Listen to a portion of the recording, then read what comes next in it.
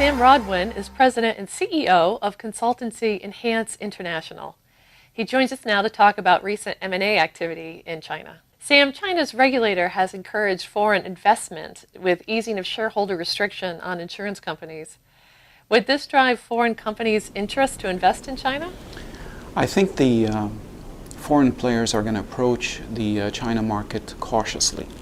There's lessons learned from some of the players who entered the China market early on, that it's not just a question of getting access to the China market, that the China market is a very difficult market to penetrate and to make a profit out of. Right? So I think that's the fact that there's new regulation isn't necessarily going to see to it that there is a lot of players knocking at the door here to enter the China market. What M&A risks do foreign investors face in China? Well, the biggest challenge in China, in my view, is twofold. Right? Number one is distribution.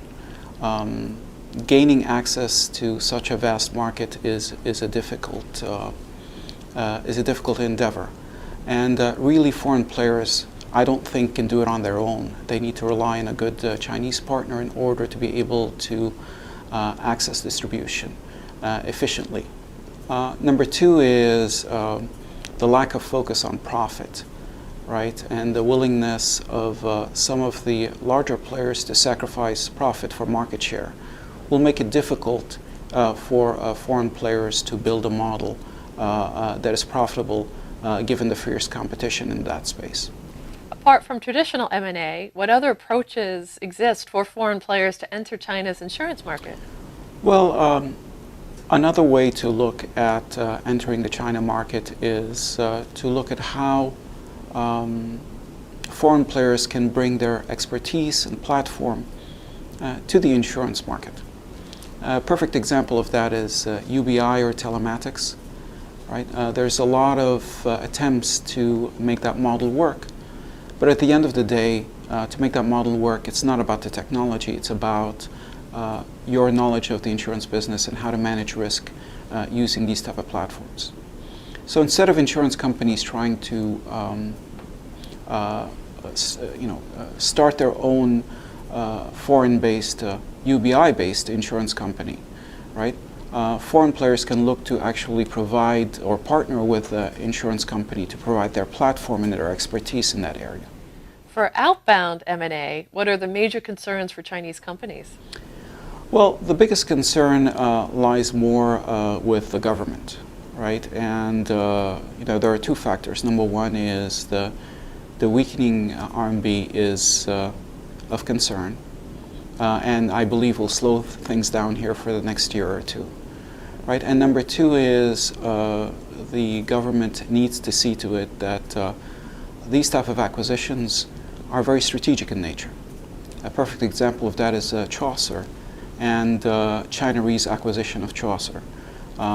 This was very important for China Re's development to access the global market. They have to now act more as a global player, and the Lloyd's market is a very important market for them to build that type of capability. So that is one that was very strategic and very well received by the Ministry of Finance that China Re is under. Right? So in the future, you're going to see more of these type of strategic acquisitions be the ones that get approved with more bigger players, right? So you're no longer going to see the middle market playing such a big role as you have seen before, right? And probably going to see more of the bigger players, right, in that space. Another area that I believe is strategic, and you may see some activity there, is in the area of commercial property and casualty, right? That business is an untapped market and has a tendency to be more cross-border, right? So can big players like PICC and the likes benefit from acquisitions that would see to it that they build that type of cross-border expertise? What are the lessons learned from Anbang? Well, in my view, it goes back to the prior question of the idea of how strategic was those acquisitions, right? And investing in real estate is not necessarily something, in my view, that brings value to the China insurance market per se, and is more kind of an investment type of decision, right? So in my view, the government wants insurance companies to move away from this point of view of the fact that you're building an insurance company to build your asset base, to invest in real estate, right? That is not the focus of why they're giving out those insurance licenses, right? It's more about how to think about selling protection products, right? And taking more of a conservative investment approach with the assets of the policyholders that you are investing. What are the focuses for Chinese companies' outbound M&A?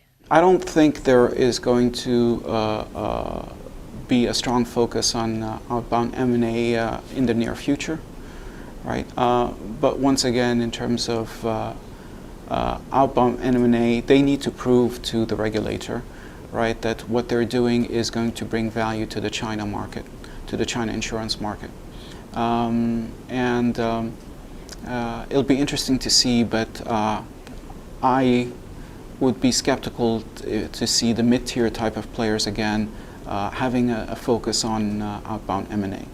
Looking ahead, what are the factors driving China's M&A scene? Well, if you divide the insurance market into its three components, right, you have the non-life market, the life market, and we can also kind of talk about the health market.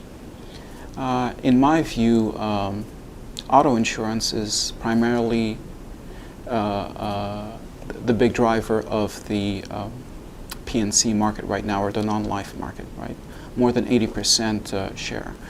And that business, in my view, it's going to be very difficult to make money in that business, especially in the near future with deregulation, and especially for foreigners who have to come in and compete with the infrastructure that the bigger players have already built. Similarly with the life side, right? Most of the business is in zero margin type of single premium business that foreign players will probably not have a lot of interest in. Where I see the opportunity is more on the commercial property and casualty side, if we look at the non-life side, where it is a combination of two things, right? The growth and need is definitely there, and we're definitely seeing that in the market. And the lack of expertise we're also seeing in that marketplace, right? So that's one potential area where I believe that there may be opportunity for growth and even profit if you think about having niche type products for niche type of markets in that space. Sam, thank you for speaking with us today. For AM Best TV, I'm Meg Green.